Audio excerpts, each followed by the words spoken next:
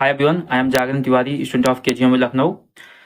आज की वीडियो में डिस्कस करने वाले हैं नर्सिंग एप्टीट्यूड के बारे में कुछ इंपॉर्टेंट क्वेश्चंस, जो कि आपके अप्रॉक्स 50 क्वेश्चंस होंगे। तो ये इंपॉर्टेंट सब्जेक्ट है और काफ़ी ज़्यादा स्कोरिंग सब्जेक्ट भी है। तो यहाँ से डिस्कस करेंगे। सबसे फर्स्ट क्वेश्चन यहाँ पे है, and the first question is which of the following is not a micro nutrient. ठीक है, आपको बताना है इसमें से कौन सा माइक्रो न्यूट्रिएंट नहीं है। तो दो तरीके से आपसे क्वेश्चन बन सकते हैं, एक माइक्रो न्यूट्रिएंट और एक मैक्रो न्यूट्रिएंट। तो माइक्रो न्यूट्रिएंट आपका बहुत थोड़ी से मात्रा में रिक्वायरमेंट होती है उसके, और मैक्रो न्यूट्रिएंट की काफ़ी ज़्यादा मात्रा में रिक्वायरमेंट होती है। तो बेसिकली यहाँ पे पूछा गया कि कौन सा इसमें से मैक्रो न्यूट्रिएंट नहीं है।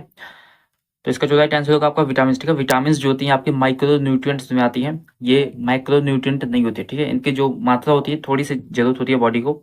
Next is which of the following is a water soluble vitamin. आपको बताना है इसमें से कौन सा वाटर सोल्यूबल विटामिन है।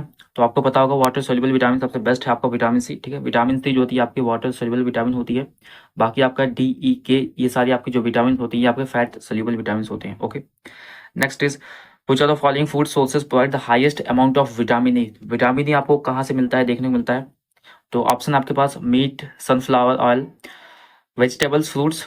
इसका जो बेस्ट एग्जांपल होगा, राइट आंसर होगा आपका सनफ्लावर ऑयल। यहाँ से आपको जो था विटामिन ई अच्छी खासी मात्रा में देखने को मिलता है। ठीक है, next is disease is caused by the vitamin C. Vitamin C की डिफिशियंसी से आपको कौन सी डिजीज देखने को मिलती है। तो आपको पता होगा नाइट ब्लाइंडनेस विटामिन ई से होता है। ठीक है, स्कर्वी जो होता है ये आपका होता है, ये विटामिन सी से होता है। ठीक है, तो right answer will be scurvy जो होता है ये आपका विटामिन सी का डिफिशियंसी होता है। नेक्स्ट इज आपका रिकेट्स विटामिन डी की डिफिशियंसी, और बेरी बेरी आपका विटामिन बी वन की डिफिशियंसी है। ठीक है, तो ये जितने भी डिफिशियंसीज हैं और उनसे रिलेटेड जो विटामिन हैं इंपॉर्टेंट कैरेक्टरिस्टिक याद रखना अच्छे से।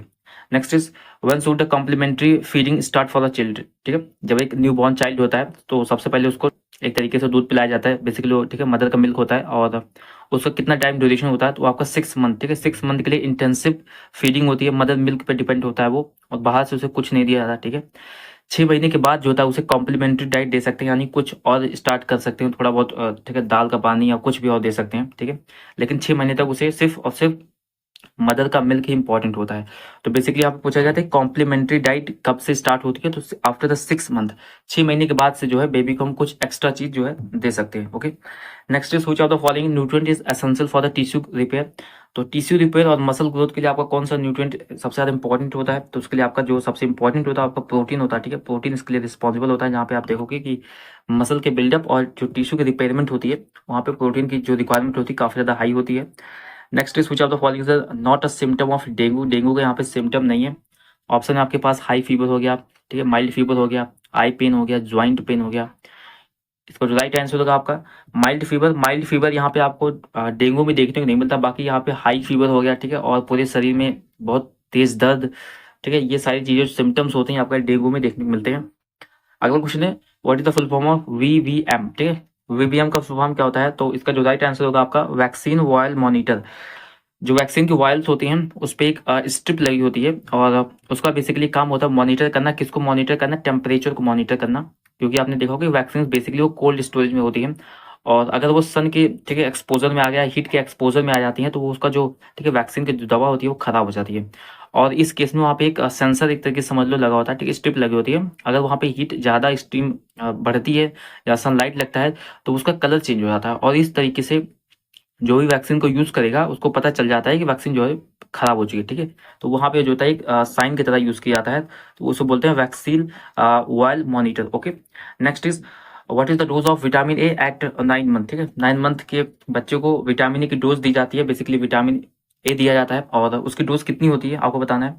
तो उसकी डोज जो होती है आपकी 2 लाख इंटरनेशनल यूनिट होती है। ठीक है, आयु इंटरनेशनल यूनिट, और कितना डोज होता है 2 लाख इंटरनेशनल यूनिट होती है। Okay, next is which chemical substance can be used to decontaminate a surface against the coronavirus। तो किस केमिकल के यहाँ पे यूज किया जाता है। ऑप्शन आपके पास फॉर्मेल्डिहाइड, मेथनॉल, ग्लूटाल्डिहाइड या फिर सोडियम हाइपोक्लोराइड।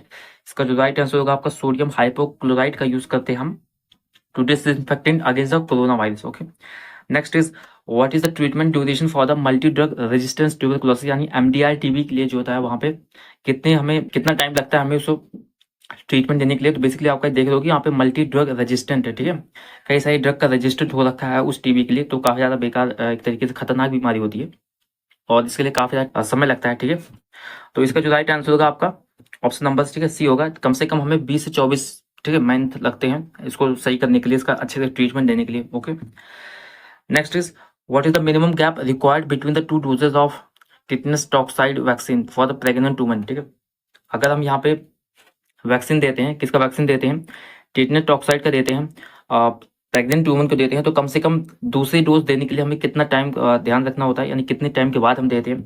तो उसका जो राइट आंसर होगा आपका, कम से कम हमें जो है 4 वीक्स, ठीक है, 4 वीक्स यानी एक से या 2 महीने का इंतजार करना पड़ता है सेकेंड डोज देने के लिए। Okay, next is which vaccine are given at birth. आपको बताना है कि इसमें से कौन सी वैक्सीन जो होता है वो बर्थ के टाइम दी जाती है।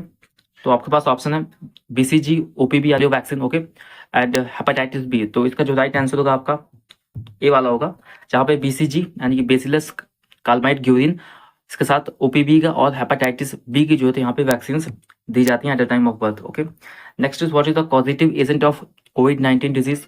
कोविड-19 डिजीज का पॉजिटिव एजेंट कौन सा था, तो आपने देखा होगा कि उसका जो पॉजिटिव एजेंट था वो आपका वायरस था। ओके, नेक्स्ट इज बोन्स कितनी पाई जाती है ह्यूमन बॉडी में, तो वो पता होगा 206 बोन्स पाई जाती हैं।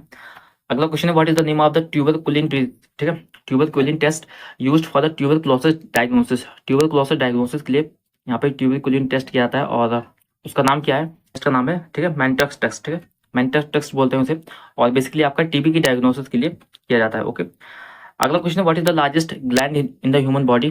सबसे, ठीक है, बड़ी ग्लैंड क्या होती है आपके पास, कौन सी है, तो पैंक्रियाज है, लीवर है, स्प्लीन, गॉल ब्लैडर। इसका जो राइट आंसर होगा आपका देखा होगा, ठीक है, लीवर जो होता है आपका largest gland in the human body है। Okay, next question is which hormone is produce by the testis. के द्वारा कौन सा हार्मोन यहाँ पे प्रोड्यूस किया जाता है, तो इसका जो राइट आंसर होगा आपका टेस्टोस्टेरोन, ठीक है, टेस्टोस्टेरोन जो होता है आपका टेस्टिस के द्वारा प्रोड्यूस किया जाता है। ओके, अगला क्वेश्चन है what is in which of the following form carbohydrate stored in the liver. ठीक है, किस फॉर्म में आपका जो कार्बोहाइड्रेट होता है ये आपका स्टोर होता है, तो कार्बोहाइड्रेट आपका जो लीवर में स्टोर होता है आपका किस फॉर्म में स्टोर होता है, तो आपका ग्लाइकोजन के फॉर्म में स्टोर होता है। ओके, अगला क्वेश्चन है what is the term for the first patient diagnosed with infectious disease in a population. अगर किसी पॉपुलेशन में जो फर्स्ट पेशेंट होता है किसी भी न्यू, ठीक है, नई डिजीज का, तो उसे हम क्या बोलते हैं, उस पेशेंट को क्या बोलते हैं, तो उसे हम बोलते हैं इंडेक्स केस। ठीक है, फर्स्ट केस जो होता है किसी भी डिजीज का इन द पॉपुलेशन, तो उस पर्सन को हम बोलते हैं इंडेक्स केस। ठीक है, वो पहला केस होता है।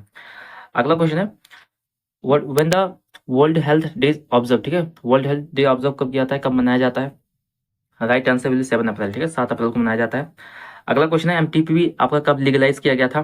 ठीक है, तो MTPP को जो लीगलाइजेशन मिला था आपका 1971 में जो है इसे इम्प्लीमेंट कर दिया गया था। Okay, next question is which disease has been eradicated from the India. किस बीमारी को हमने यहाँ पे पूरी तरह से इराडिकेट कर दिया है इंडिया से, राइट आंसर विल बी, ठीक है, पोलियो। पोलियो को हमने जो है एक तरीके से कंप्लीटली इराडिकेट कर दिया है इंडिया से। अगला क्वेश्चन है who initiated the green revolution. Green revolution हरित क्रांति की, ठीक है, उसे रेवोल्यूशन किसने दिया था, तो आपको पता होगा MS स्वामीनाथन जो थे यहाँ पे ग्रीन रेवोल्यूशन के फादर कहे जाते हैं। ओके, अगला क्वेश्चन है when was the स्वच्छ भारत अभियान लॉन्च। कब स्वच्छ भारत अभियान लॉन्च किया गया था, तो राइट आंसर विल बी, ठीक है, 2 अक्टूबर 2014 को, ठीक है, 2014 में इसे लॉन्च किया गया था। ओके, अगला क्वेश्चन है process in primary responsible for the global warming के लिए रिस्पॉन्सिबल होता है, तो ग्रीन हाउस इफेक्ट जो होता है आपका बेसिकली रिस्पॉन्सिबल होता है ग्लोबल वार्मिंग के लिए, right. Next is disease does not spread through the faecal oral route. ठीक है, फीकल ओरल रूट से यहाँ पे ये डिजीज स्प्रेड नहीं होती है। ऑप्शन आपके पास मिजल्स है, टाइफाइड है, कॉलरा है, हेपेटाइटिस ए है। राइट आंसर बोले मिजल्स। मिसल्स जो थी आपकी फीकल ओरल रूट से ट्रांसमिट नहीं होती। बाकी आपका जो टाइफाइड हो गया, ठीक है, और कॉलरा हो गया, हेपेटाइटिस ए हो गया, ये आपका अगर, ठीक है, इन्फेक्शियस वाटर है या फिर वाटर शेयर करे जा रहा है या गंदा पानी है, ठीक है, या गंदगी है, तो उस चीज़ से ज़्यादा तेजी से फैलते हैं। Okay, next is primary cause of death in diarrhoea. Diarrhoea में प्राइमरी कॉज क्या होता है डेथ होने का, तो डायरिया आपको पता होगा वहाँ पे डिहाइड्रेशन हो जाता है, काफ़ी ज़्यादा मात्रा में वाटर लॉस हो जाता है, इसके साथ हमारी बॉडी से इलेक्ट्रोलाइट का लॉस हो जाता है, और इसकी वजह से यहाँ पे जो है फंक्शनिंग डाउन हो जाती है और धीरे धीरे करके यहाँ पे डेथ हो जाती है। ओके, अगला क्वेश्चन है what is the leading cause of death in the children under 5 years. ठीक है, 5 साल से कम बच्चों में जो मृत्यु का कारण होता है क्या होता है, तो बेसिकली उसका जो मेन रीजन होता है आपका मोस्टली देखने को मिलता है निमोनिया। ठीक है, निमोनिया के कारण जो होता है यहाँ पे डेथ देखने को मिलती है। Next is what is the normal capillary refill time in children. Normal capillary refill time क्या होता है बच्चों में? तो बेसिकली कैपिलरी रिफिल टाइम क्या होता है? कैपिलरी रिफिल क्या होता है? तो आपने देखा होगा जब आप फिंगर के एकदम टॉप पे, ठीक है, जो अपेक्स होता है फिंगर का, वहाँ पे आप प्रेस करते हो बेसिकली कुछ टाइम के लिए, तो वहाँ पे व्हाइट हो जाता है। क्यों? क्योंकि वहाँ पे ब्लड का सर्कुलेशन रुक जाता है। जैसे ही आप वहाँ से फिंगर को रिलीज करते हो, वहाँ पे वापस से रेडनेस आ जाती है, यानी कि ब्लड आ जाता है। तो बेसिकली वही होता है कि कैपिलरी रिफिल टाइम। अगर यहाँ पे किसी पर्सन का आप उसे, ठीक है, टॉप पे अगर फिंगर को एक तरीके से दबा के रखते हो, ठीक है, तो कितनी देर में वो ब्लड वापस से आ जाता है, उसी को हम बोलते हैं कैपिलरी रिफिल टाइम। और बेसिकली आपका यहाँ पर पूछा गया है कि चिल्ड्रंस के लिए, तो चिल्ड्रन के केस में लेस देन 3 सेकंड, ठीक है, 3 सेकंड के अंदर अंदर में वापस से वो ब्लड ब्लड जो था आपका, ये बेसिकली जो व्हाइट हो गया होता है, वापस से वो आपका रेड हो जाता है, ठीक है। तो लेस देन 3 सेकंड्स के अंदर में आ जाता है, वो नॉर्मल होता है। Next is when assessing the development of a 6 month old baby what would you typically expect, ठीक है। अगर आप किसी एक 6, ठीक है, 6 मंथ के बच्चे को एसेस कर रहे हो, यानी देख रहे हो, तो आप क्या उसे एक्सपेक्ट कर सकते हो? ऑप्शन आपके पास, the baby can speak small sentences, बच्चा बोल सकता है, ठीक है, 6 महीने की बात कर रहे हैं। The baby can eat independently, the baby can sit unassisted, या फिर the baby can stand up. तो बेसिकली यहाँ पे 6 महीने के बच्चे से आप क्या एक्सपेक्ट कर सकते हो? वो बैठ सकता है, ठीक है, बेसिकली वो बैठ सकता है। ना तो वो बोल सकता है, वो बोल नहीं सकता, ठीक है, वो बोल नहीं सकता, ना वो खा सकता है।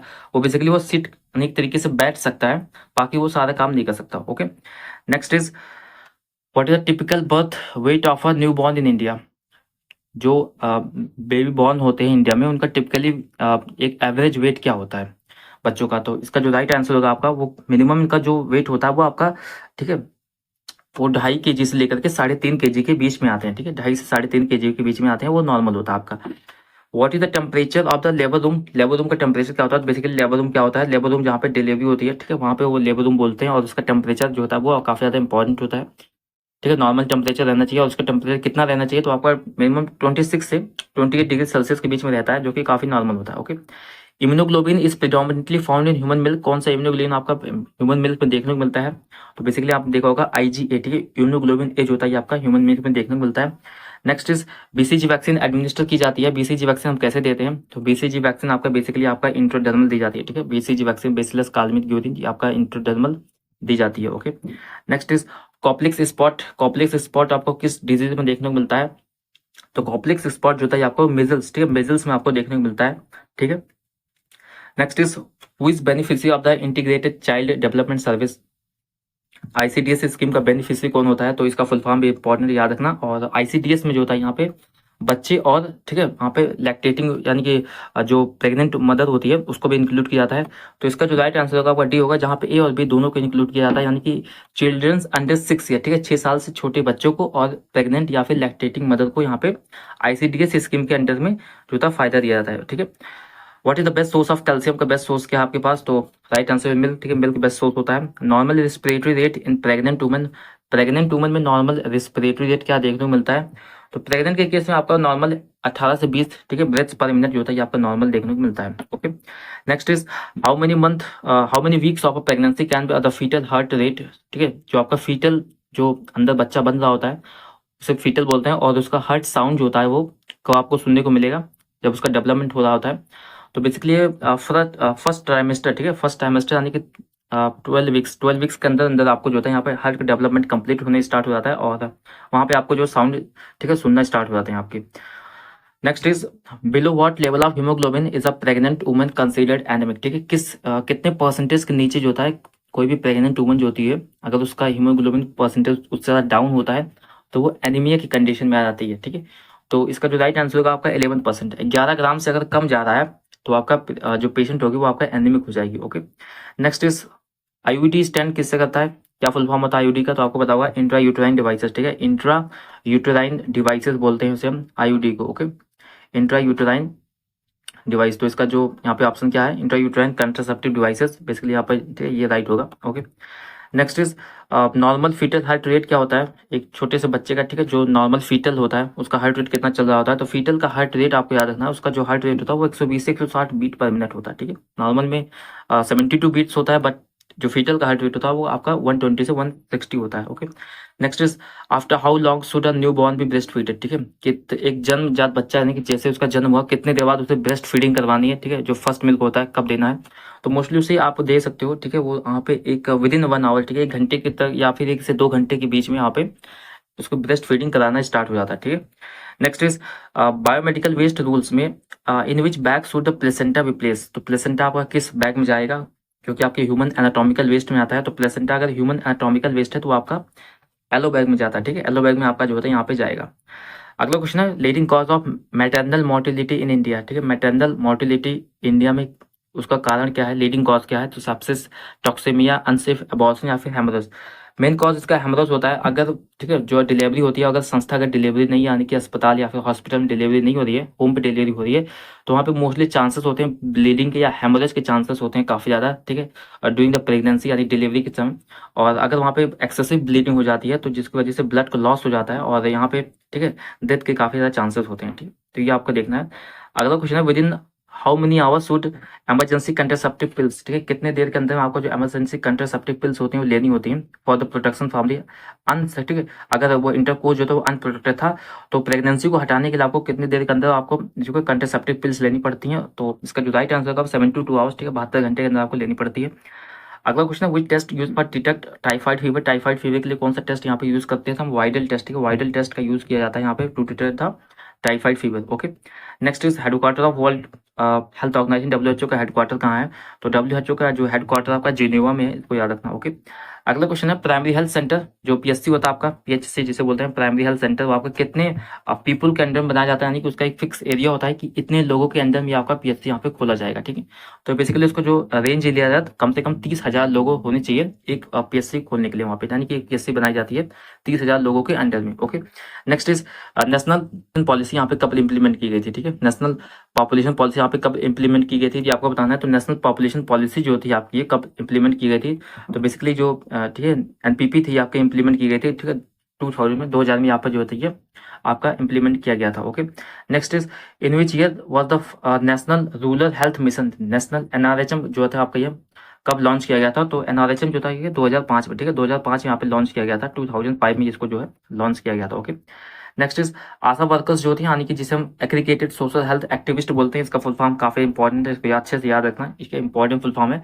तो आशा वर्कर्स जो थे वो कितने लोगों के अंडर में काम करते हैं, यानी कि कितनी जनसंख्या के लिए काम करते हैं, यानी तो कम से कम 1000 पे एक आशा होती है, ठीक है, 1000 लोगों पर एक आशा होती है, ठीक है, इसको याद रखना।